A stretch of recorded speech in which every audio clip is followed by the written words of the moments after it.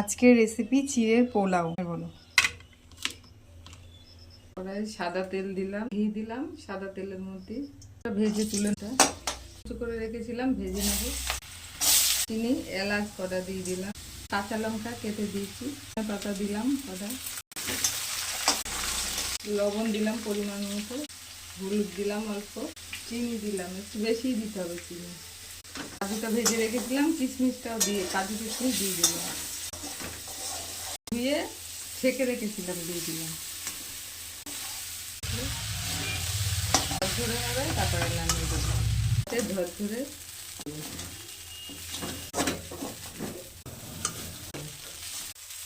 চিড়ের পোলাওটা হয়ে গেছে, একদম ঝরঝরে হয়েছে। সকালের টিফিন।